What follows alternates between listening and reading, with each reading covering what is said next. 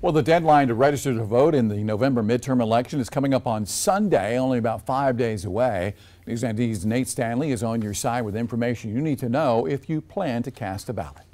With less than a week until voter registration closes for the midterm election, the push to get South Carolinians registered continues. Cynthia Yan is a native of Columbia and says she's been registered since she was 19. She thinks it's important now more than ever to vote. And if you don't vote, there's no need to complain because you didn't try to do anything to make a change in things that you do not like.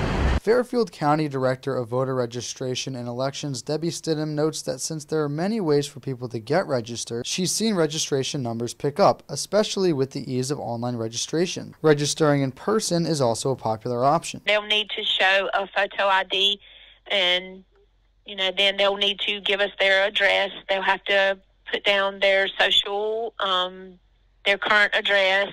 It's a pretty easy, straightforward process.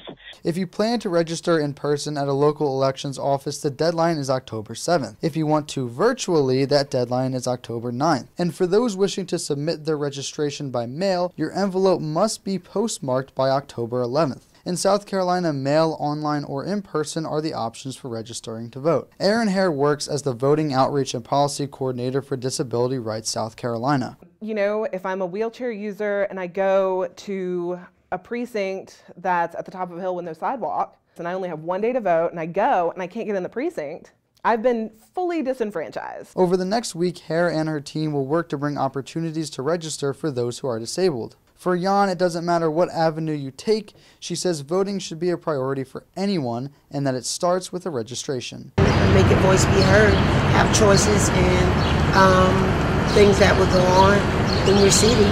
In Columbia, Nate Stanley, News 19, WLTX. Well, for a list of candidates and for a link to find your polling place, you can visit our website. That's WLTX.com. Now, that early voting process is still about 3 weeks away or so. It's going to be October 24th through November 5th. This is the first general election since lawmakers approved no-excuse early voting earlier this year. You will be able to cast your ballot during this time, 8:30 in the morning when it happens until 6:30 in the evening.